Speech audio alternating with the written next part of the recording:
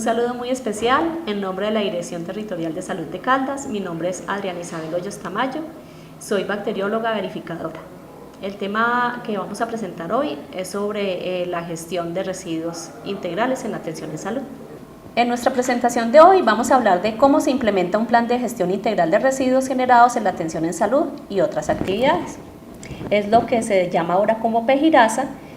Nosotros nos referíamos también con la sigla PEGIR cuando se hablaba de residuos hospitalarios. Ahora, como es a la atención en salud, por eso se llama PEGIRASA.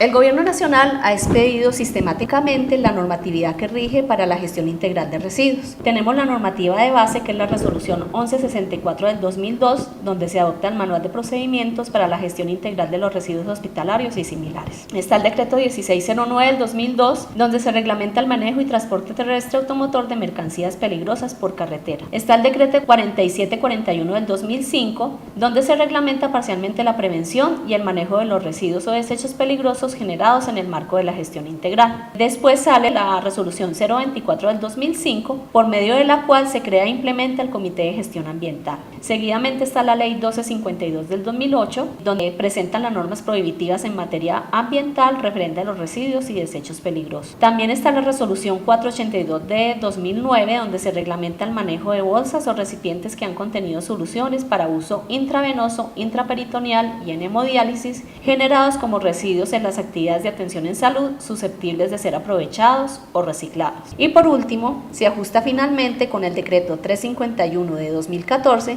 que regula la gestión integral de los residuos generados en los servicios de atención en salud y otras actividades. El manual de este decreto está en proyecto, por lo que todavía está vigente basarnos en el manual de la resolución 1164 del 2002. El manejo de los residuos está regulado por este último decreto que les cuento, el 351 del 2014. Está regido por los principios de bioseguridad, gestión integral, precaución, prevención y comunicación del riesgo. Es de obligatorio cumplimiento que las instituciones prestadoras de servicios de salud y los profesionales independientes tengan a su disposición el PEGIRASA para todos los entes de control, como las autoridades ambientales, direcciones departamentales, distritales y municipales de salud, inclusive el INVIMA. ¿A quién aplica este decreto? A las personas naturales o jurídicas, públicas o privadas que generen, separen, recolecten, transporten, almacenen residuos en la práctica médica, odontológica, apoyo diagnóstico, apoyo terapéutico y otras actividades relacionadas con la salud humana, incluidas los servicios farmacéuticos, banco de sangre y lavado de ropa hospitalaria.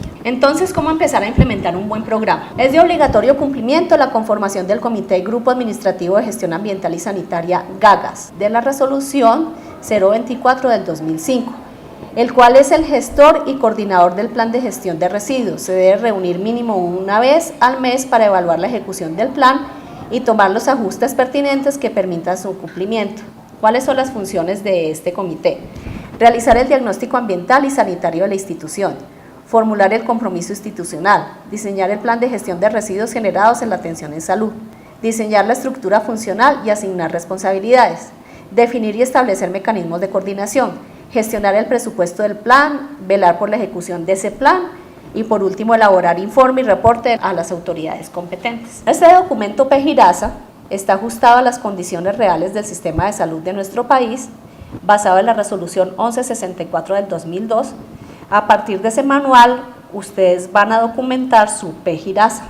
¿Qué hemos visto cuando verificamos las IPS o los profesionales independientes? Están muy fortalecidos en el documento basado en la resolución 1164 con todos los conceptos técnicos, y se debe fortalecer un poco más en todo lo que es documentar según realidad institucional. En ese PEGIRASA también debe ir incluido los aspectos a tener en cuenta según la institución y los servicios ofertados. Se convierte en una valiosa herramienta para tener identificados los procedimientos, los residuos que se generan según el servicio, la cantidad y clase de recipientes que debe haber por consultorio, la ruta para el transporte de los residuos hacia los cuartos temporales y finales de disposición de residuos, que eso es muy propio de cada institución. Además de las recomendaciones para poner en marcha el programa de seguridad industrial, higiene ocupacional y un plan de contingencia con las medidas de respuesta a situaciones eventuales de emergencia. Entonces, para que ese PEGIRASA quede con la realidad institucional como generador de residuos, debe ser dicho comité siempre atento a realizar los ajustes necesarios dentro de su institución, siendo coherentes con el soporte documental generado a partir de dichas reuniones. Es decir, que el proceso sistemático es la conformación de un grupo gestor,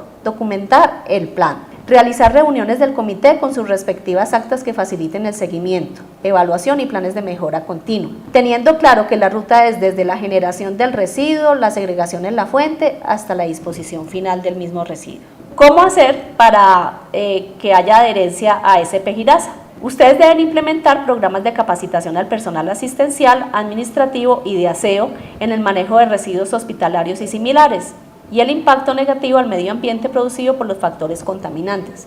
Debe quedar evidencia de cada una de las capacitaciones, teniendo en cuenta el tema tratado, los asistentes, la presentación o herramientas utilizadas en las mismas. Ya entrando en materia de conceptos técnicos y a grosso modo tenemos la clasificación de los residuos.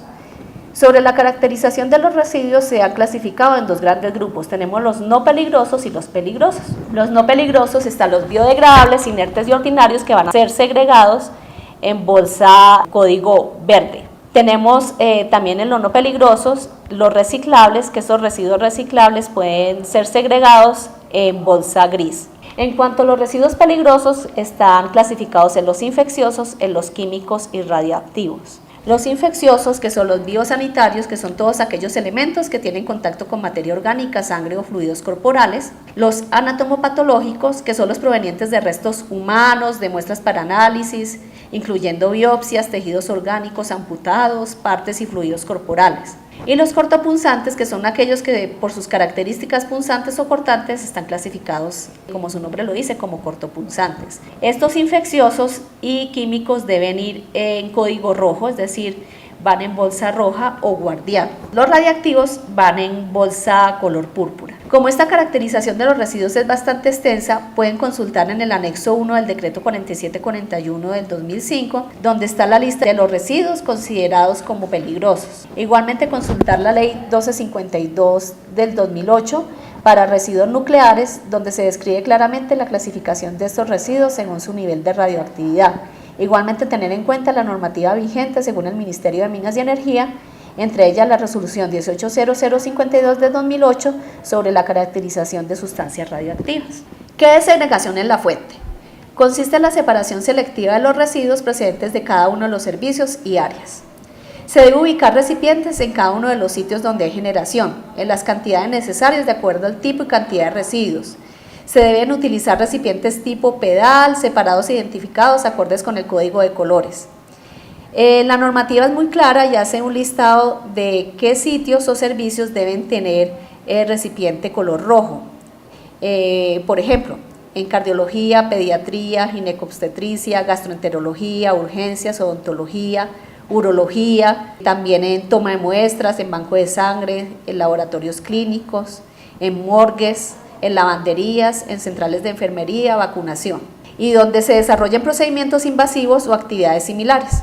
¿En qué consultorios o servicios solo debe haber recipiente color verde para residuos ordinarios? En todos estos sitios donde no haya generación de residuos infecciosos, por ejemplo, en un consultorio de terapia del lenguaje o fisioterapia, en psiquiatría, en psicología, en promoción y prevención, en nutrición, en esto no habría necesidad de recipiente color rojo. Ya colocando ejemplos específicos de cómo segregar los residuos, tenemos los residuos anatomopatológicos de sala de partos, que deben ser desactivados, colocados en doble bolsa roja a prueba de goteo y llevados a almacenamiento central refrigerados. Muy importante que este tipo de residuos vayan refrigerados. Otro ejemplo, la extracción de dentales son considerados anatomopatológicos, deben ir en bolsa pequeña roja, rotulados, y estos sí no necesitan refrigeración. Por ejemplo, para las jeringas deben ser separadas de las agujas, la jeringa se segrega en bolsa roja, la aguja en guardián. Deben asegurarse que estos guardianes no estén hechos en PVC u otro material que contenga átomos de cloro para que se permita su desactivación sin producir gases contaminantes para el ambiente. Los tubos de muestras utilizados, por ejemplo, en laboratorio deben ser catalogados también como anatomopatológicos, deben desecharse en un recipiente duro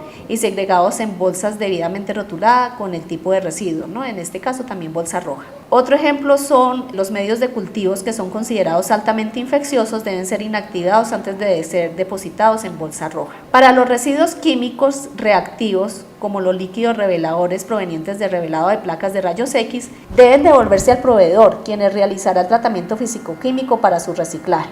El material radioactivo para su disposición final debe ser aislado en un ambiente donde los niveles de radioactividad de las sustancias disminuyan antes de ser segregados en bolsa color púrpura. Los residuos de alimentos que hayan entrado en contacto con material biológico o restos de alimentos que hayan tenido contacto con pacientes considerados potencialmente infectados o en situación de aislamiento deben ser tratados como residuo peligroso en bolsa roja. También toda la papelería que ya sea considerada como desecho y que tenga información confidencial, incluidas historias clínicas, deben ser destruidas primero y segregadas en bolsa gris como reciclables. Y por último, las bolsas para uso intravenoso, intraperitoneal y hemodiálisis pueden ser reciclados siempre y cuando no hayan tenido contacto con fluidos corporales. Esto está en la resolución 482 del 2009. Estas bolsas lo que se hace es perforarlas, cortarlas y ya segregarlas en bolsa gris para reciclaje. Ya en el momento de trasladar los residuos desde el lugar de su generación hasta el almacenamiento temporal o final, se debe tener claro cuál es la ruta para la recolección de los mismos y tener implementado el vehículo de transporte. Si son instituciones generadoras de residuos mínimos, pueden utilizar como vehículo de transporte una caja o recipiente de paredes duras de asas donde se pueda colocar las bolsas rojas para llevarlas hasta el depósito temporal o final. Cuando se trata de generadores de grandes cantidades de residuos, se deben utilizar vehículos rodantes. Las rutas deben cubrir la totalidad de la institución, se deben tener elaborado un diagrama de flujo sobre un esquema de distribución de la planta física para identificar las rutas internas de transporte y el tipo de residuo generado a transportar. La frecuencia de la recolección en el sitio del generador lo define el PEGIRAS institucional, teniendo en cuenta la capacidad de almacenamiento y la clase de residuos. ¿Qué se recomienda? Que sea 2 veces al día en instituciones grandes y 1 vez al día en instituciones pequeñas. La recolección debe efectuarse en las horas de menor flujo de pacientes, empleados o visitantes. Los procedimientos deben ser realizados de forma segura, sin ocasionar derrames de residuos. Los residuos generados en servicios de cirugía y sala de partos, como les había dicho antes, deben ser evacuados directamente al almacenamiento central previa desactivación. En el evento de un derrame de residuos peligrosos, se efectuará de inmediato la limpieza y desinfección del área según el protocolo institucional. Se debe tener convenio vigente con proveedor de recolección de residuos peligrosos, el cual el prestador debe garantizar su evaluación o auditoría externa a dicho proveedor. Entregar al transportador los residuos debidamente embalados, envasados y etiquetados de acuerdo con lo establecido en la normatividad vigente. Conservar los comprobantes de recolección que le entregue el transportador de residuos o desechos peligrosos con riesgo biológico e infeccioso hasta por un término de 5 años. Por último, con el fin de garantizar el cumplimiento del PEGIRASA, se establecerán mecanismos y procedimientos que permitan evaluar el estado de ejecución del plan y realizar los ajustes pertinentes. Entre los instrumentos que permiten esta función se encuentran los indicadores y las auditorías e interventorías. Para el manejo de estos indicadores se debe diligenciar el formulario RH1, el cual se presenta en el anexo 3 de la resolución 1164 del 2002. Debe ser diligenciado oportunamente por el generador. Este registro permitirá establecer y actualizar los indicadores de gestión interna de residuos. ¿Cuáles son esos indicadores? Pueden ser indicadores de destinación, indicadores de capacitación, indicadores de beneficios y los indicadores estadísticos de accidentalidad. El generador debe calcular los siguientes índices expresados en porcentajes y ser reportados a la entidad competente de cada departamento o tenerlos a disposición si son solicitados por el mismo. Hola, mi nombre es Miguel Rojas López, arquitecto de la Dirección Territorial de Salud de Caldas. Vamos a abordar el tema de infraestructura para el depósito de residuos. Dentro de los aspectos normativos que tenemos que enfatizar mucho en el tema del depósito de residuos, fundamentalmente encontramos el almacenamiento intermedio y el almacenamiento central. Estas dos áreas van enfocadas fundamentalmente en la dirección, consulta externa, urgencias, apoyo diagnóstico y hospitalización. El almacenamiento central va enfatizado para aquellas áreas como quirófanos, obstetricia, esterilización. El almacenamiento intermedio y central se direccionan finalmente a la disposición final. Diseño. Dentro del diseño que tenemos que abordar para enfatizar fundamentalmente estas áreas, tenemos que direccionar, tenemos que enfatizar 3 componentes fundamentales donde vamos a almacenar los residuos peligrosos, ordinarios y reciclables, como se ve en la gráfica en la parte superior izquierda. En estas áreas tiene que ir fundamentalmente enfocadas en establecer áreas de desagües y puntos hidráulicos. Estas áreas, además de estar señalizadas, deben contar con las siguientes características. Deben contar con mediacañas, piso-muro, mediacañas muro-muro y mediacañas muro-techo. Dentro del área general se pueden enfatizar y se pueden incorporar unas áreas donde se van a almacenar todos los implementos de aseo. Existe un tercer ambiente en el cual se va a almacenar todas las áreas de aseo del servicio. Estas tienen que estar debidamente señalizadas de igual forma y con unas características propias del servicio. Estos mismos ambientes de igual forma tienen que establecer unos sistemas de ventilación acordes con las características del espacio. Estas áreas deben contar con un sistema de ventilación con malla, de tal forma que estas áreas permitan la ventilación y la iluminación natural y o artificial. De igual forma, deben contar con una área donde se almacenarán los carros de aseo. Dentro de las características normativas también enfatizan que tiene que contar con una báscula de pesaje y un área de extinción. De igual forma, debe contar estas áreas con una báscula de pesaje y un extintor. Dentro de las características de infraestructura, los pisos deben ser pisos lisos, lavables y de fácil limpieza y desinfección. Los muros, por su parte, tienen que contar con sistemas de pintura que permitan su adecuada limpieza. De igual forma, el techo debe contar con características de las ya mencionadas. En esta diapositiva podemos enfatizar otros componentes fundamentales dentro del abordaje del diseño, de los cuales contamos con un sistema de ventilación en la puerta que es lo más común o lo que más se observa en la práctica. De la misma forma, en el detalle de la derecha podemos ver el corte con los detalles de media caña que se implementan en el servicio. Agradezco su atención y esto ha sido todo. Cordial saludo.